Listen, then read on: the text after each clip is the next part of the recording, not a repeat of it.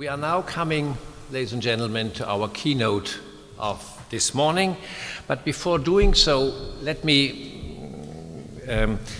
talk about an ingenious invention we made.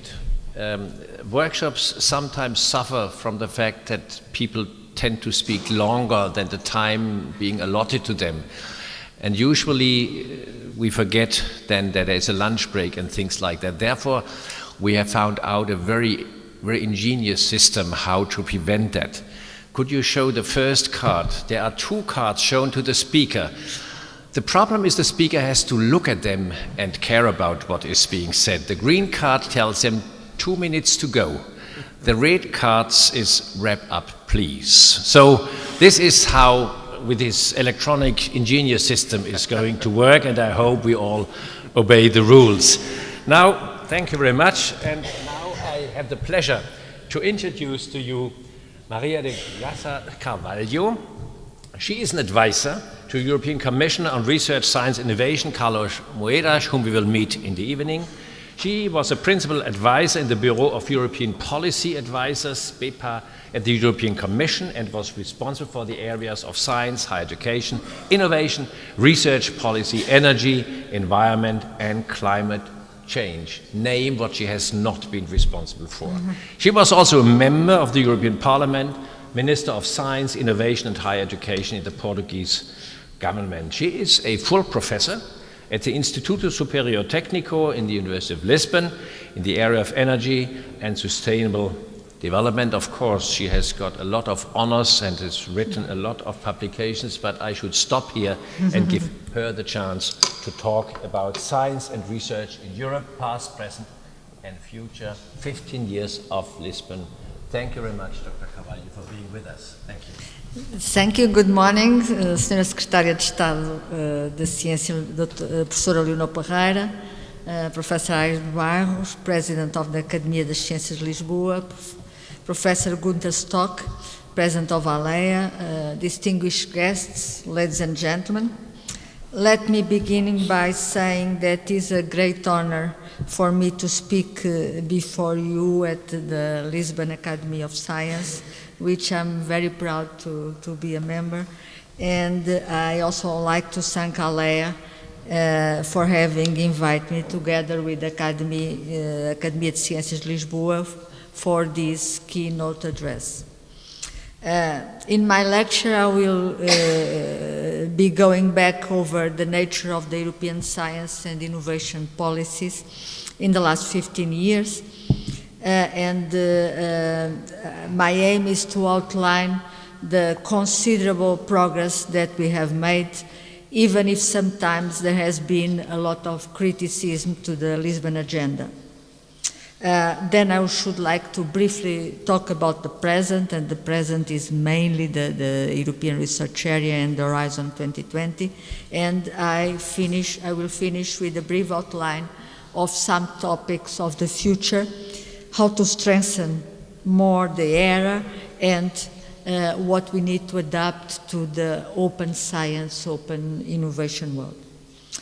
As I began by preparation of this speech, and to think about my role over the last 15 years, I could not help but realize that in one capacity or in another, I have been involved in many of the key developments associated with science and innovation policy during this period. Apart from the Lisbon strategy in 2000, I was very much involved in doing my research itself, so I was, even if it was designed a lot in Lisbon, I was not involved. But after that, I have been involved in most of the moments that were key for the development of science and innovation in Europe. As I was Director General for External Relations of Science and Innovation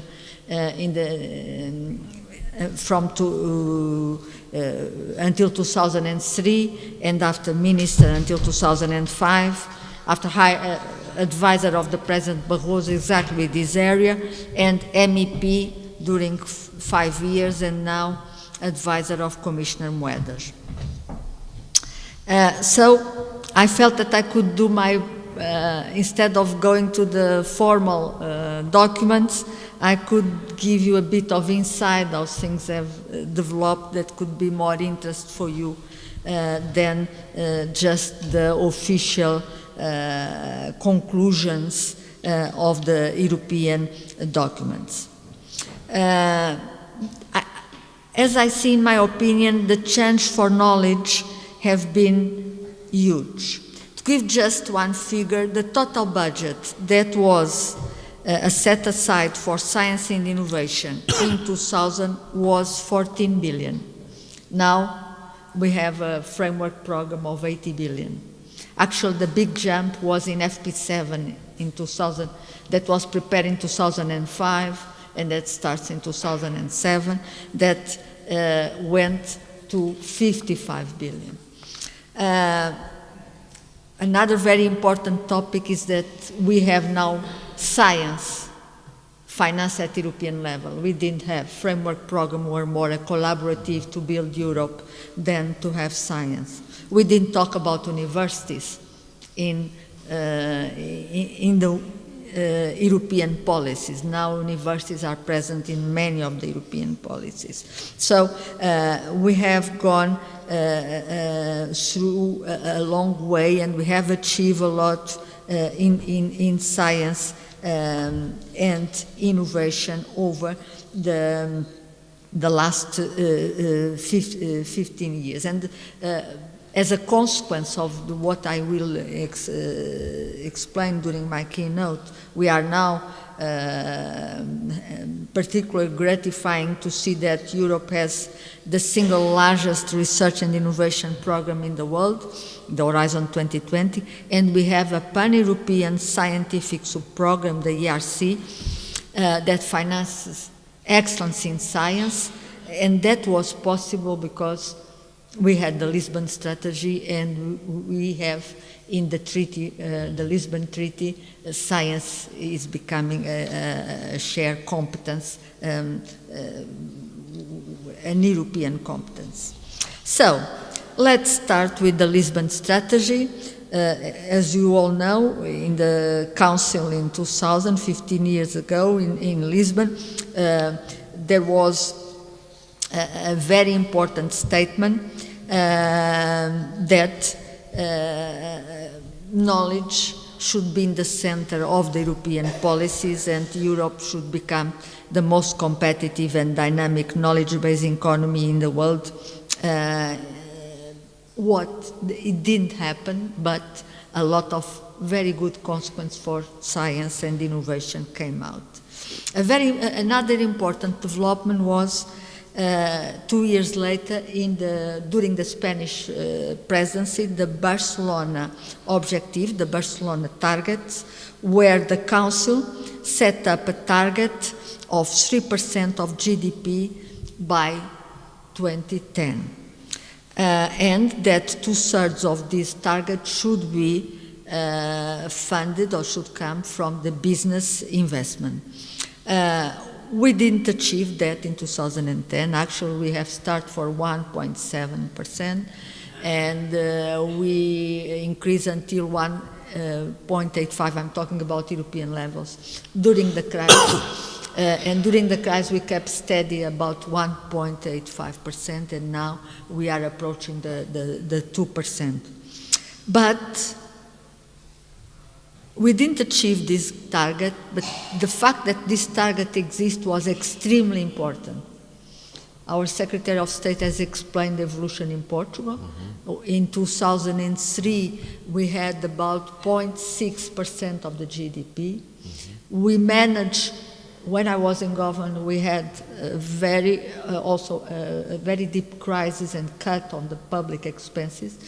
We had a very tough finance minister, as always, and I remember that I was able to slightly increase the budget for research because I had this argument on the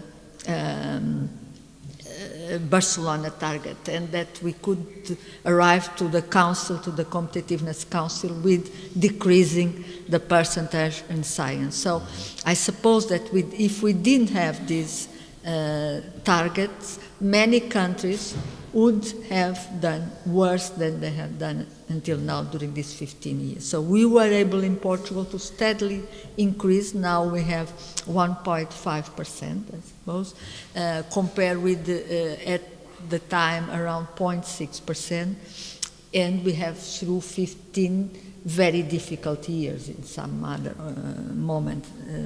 In different moments we had crises during these 15 years, financial crisis. So this is, I always think that this was a very important and very helpful for science and innovation, that helped the politicians in charge of science to be able to negotiate inside the governments to keep investment for research and innovation. In 2004, we had the change of a president in the European Commission, so we had President Barroso started, and in 2005, the Barroso Commission decided to revise the Lisbon strategy. There was a lot of criticisms at the time of the Lisbon strategy, mainly due to the questions related with employment, because the targets of the employment and economic development were not fulfilled, were disappointed. So there was criticisms of bad governance, was not clear about the governance of the Lisbon strategy, and the Lisbon strategy was mainly focused on targets and not on the way to achieve these targets. So the revision of the Lisbon strategy was to focus less in targets and more on the way to achieve the objectives, more on the objectives. But fortunately, the 3% target was kept. And that, as I explained, was very important. But there were a lot of measures how to achieve the objectives of the Lisbon the Lisbon strategy during the revision. I would like to point out 4 main measures that I think that are important for knowledge, science, and innovation. The first one, as I already told you, was the decision that was important to have a much larger framework program. So we were this was 2005, we were preparing the FP7, so for the period of 2007 to 2013, we had a budget of 55 billion compared with the previous that was 19. So that was a jump. Of course, we had more countries. Unfortunately, we have to say that the new countries do not absorb a lot of the funds. That is one of the problems that we still have. So in any way, we have more budget available for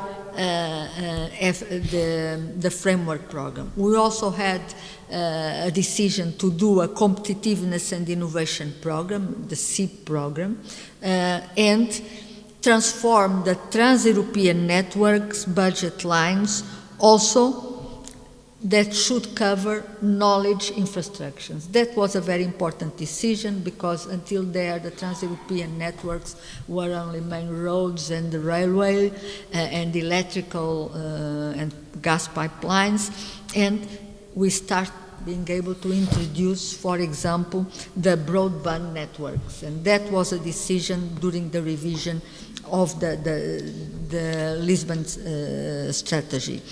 The second was that probably less of you have noticed, we had a decision to revise the state aid framework to allow research and innovation in industry, collaboration and enterprise, the collaboration between enterprise and universities and research centers and to have a much more flexible state aid that will allow that enterprise and the private sector to be financed by the framework program, by the CIP, and by the structural funds. Thirdly, and very important also, there was a decision that Europe should support more the human capital, education, and vocational training. This involved that, for example, the European Social Fund should be used more and more for education, for higher education, for PhD grants. That is very important for the development of science, that we were able to use the European Social Funds for PhDs and postdocs and education in general. And we start with supporting also universities and universities' activities. Fourthly, also very important, there was a decision to align the cohesion and the rural development fund with the Lisbon agenda.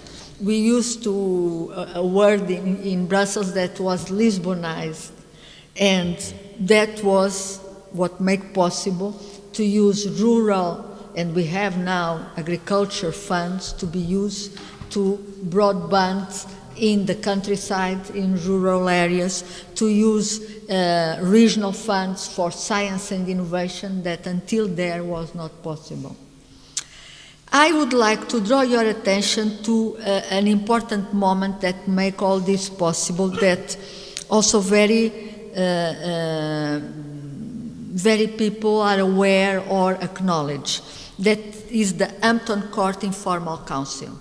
It was during the 2005, the UK presidency, and we need to have these ideas, including science, innovation, the word universities, in the council conclusions. So was a good coincidence, because the UK presence was very favorable to these ideas. And I had the privilege at that time to be working on the council, the informal council conclusions, and we were able to negotiate with the UK government at the time to include in the conclusions the word universities, the word innovation, and the word energy. That makes, my talk is not about energy, but it made possible to have a strategy for energy, and after that, now, to have an energy union, something that was not possible before 2005. So this was a very important development. Only in 2005 we start having the universities and the policy for university and for higher education has an European policies, as before they were considered completely national competences. The Lisbon Treaty in certain way is a consequence of these developments in the area of knowledge. I'm only restricting of the area of knowledge. The Lisbon Treaty enlarged the scope of the European research policy and placed great emphasis on the coordination of national research efforts and creation of the single market for research.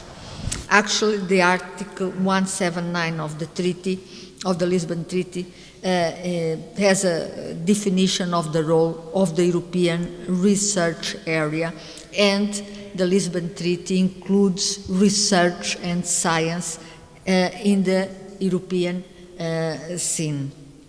So, this sequence of the revision of the Lisbon Strategy, the revision of the Lisbon Strategy backed up by the Hampton Court Council decisions made possible, for example, to launch in 2007 the European Research Council, to increase the budget for the European Research Council, to have and to strengthen now the European research area, and to finance science and excellence in science at the European level. The Europe 2020 in certain ways is a continuation. The purpose was to simulate sustainable, smart and inclusive growth.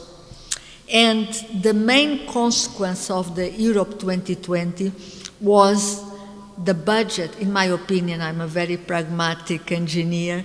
It was the decision on the budget 2014-2020. We had a budget that for the first time in overall budget had a cut of 10% compared to the previous budget, and even in that conditions we were able to increase the budget devoted to research by 30% and the share devoted to education by 45%. So that was a decision that was in certain way the consequence of all these series of policies that we have been doing. Let me now very briefly tell you a bit of the history of the framework program. I've talked about the policies, now of the financial instrument that finance at European level the research and innovation. And the framework program has celebrated now 30 years. At the beginning, before the framework program, the EU funding was limited to few industrial sectors, coal, steel, and we have in 57 the treaty that established the European Atomic Energy Community, Euratom. So in 57 we also start the financing atomic energy and also research related to atomic energy. But was only in 84 that we start with the first framework program. So we put all the dispersed financing mechanisms together, and we start with the first framework program from 84 to 87 with 3.3 billion euros. But this was based on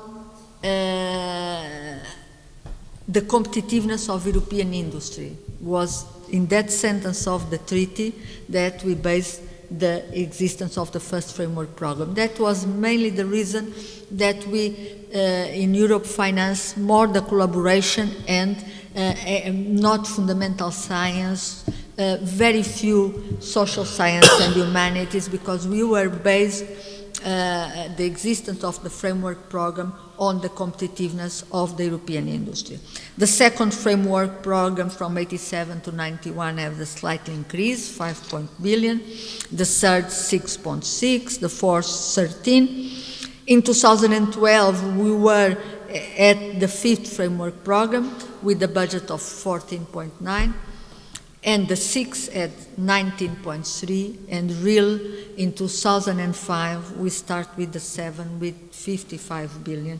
That was a big achievement due to the Lisbon strategy and the revision of the Lisbon strategy. Now we have Horizon 2020 with 80 billion, and we have the ERC that began in 2007, and until now we are commemorating this year the 5,000 grantees, so it's a big success. The present, we have now the biggest ever framework program, is Horizon 2020, is a bit different from the past. It's the first time that it covers the whole cycle of science and innovation, the whole cycle of innovation. There is a substantial part, about 1/3 for fundamental science, 1/3 for industrial competitiveness, and 1/3 is not exactly 1/3, but it's divided in 3 parts, and the third part on societal challenge. It is supposed to be a much simpler program than the FP7. I'm trying at the moment to go even further, simplify even more. Let's hope that we were able to do that. because every rule that exists, there is a reason somewhere that justifies the rule. But I'm very proud of one of my reports that was the simplification before the Horizon 2020, where I have proposed a set of simpler rules that are now implemented, but I think that we still have scope to do more and to simplify even more. So this is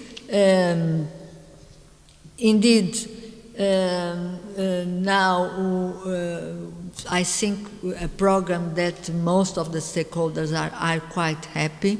We have now to prepare the future.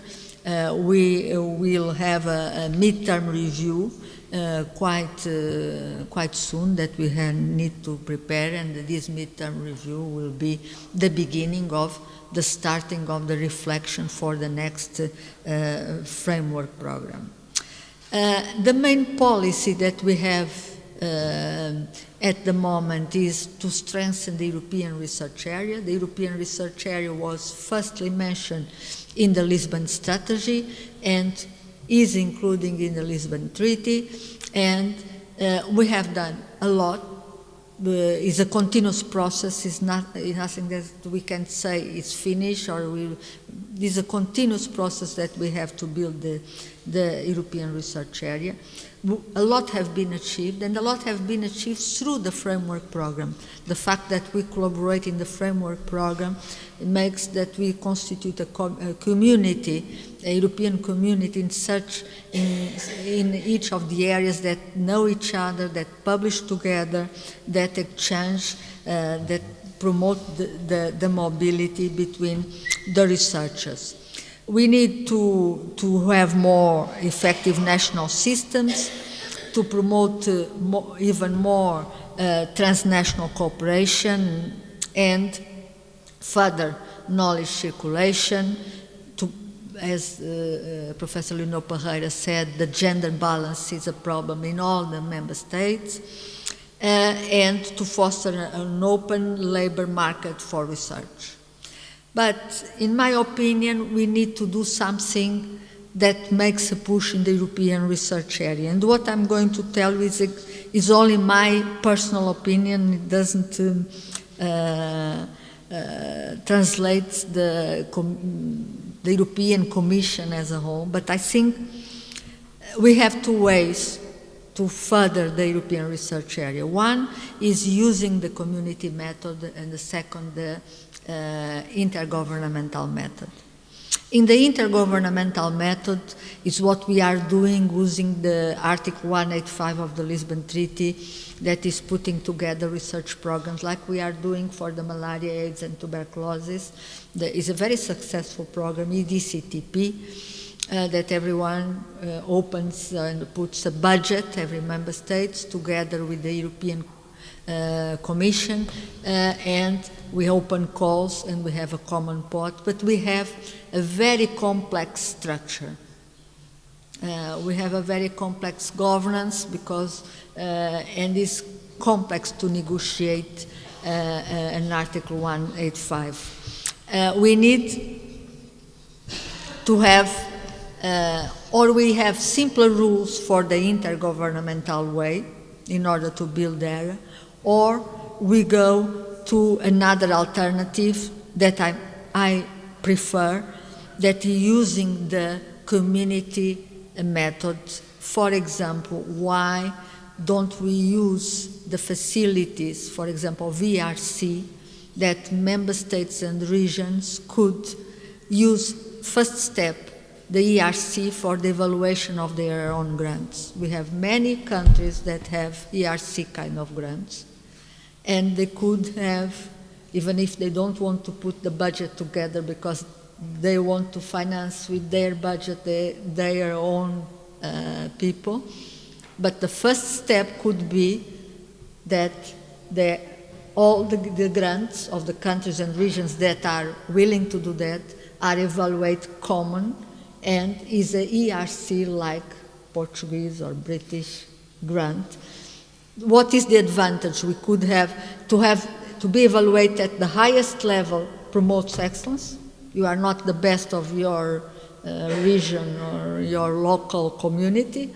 You are evaluated against a higher number of people, and there will be more coordination of the research between the member states, and we could be able to have a larger ERC and take advantage of having the excellence brand of ERC to explore the benefits of this brand even more than we have.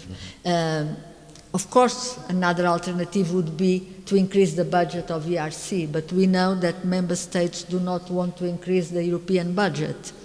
So, and that European funds for research is only 5% of the national, the overall budget for research.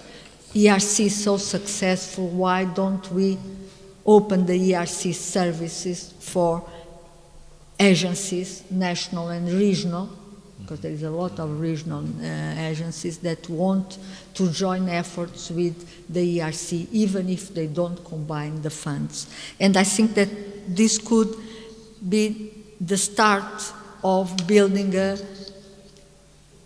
larger pan-European structures for funding of research.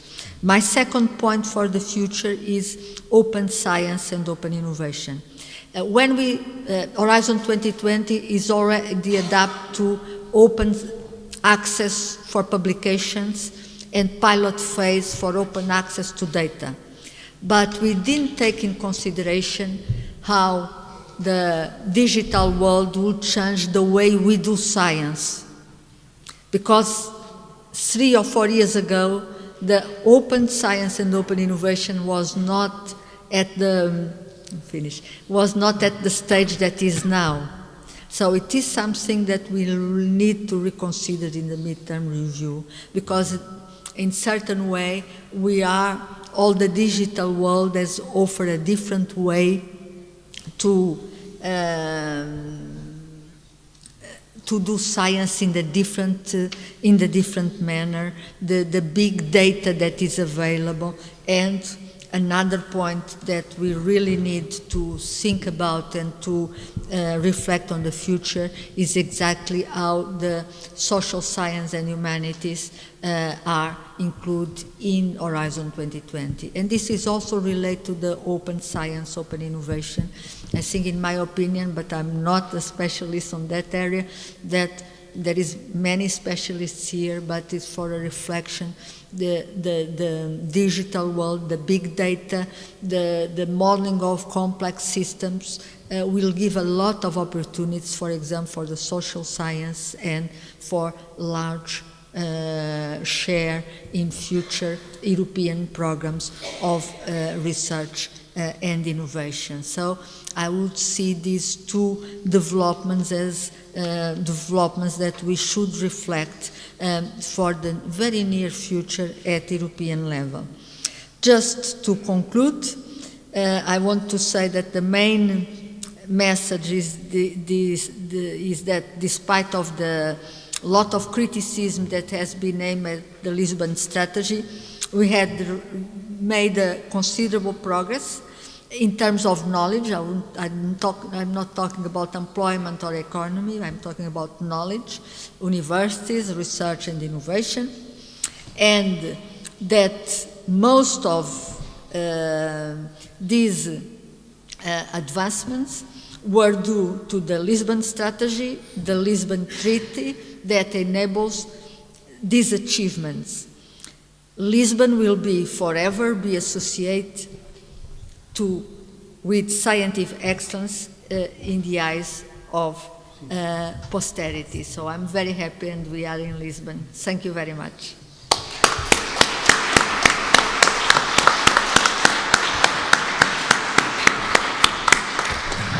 Thank you, Dr. Carvalho.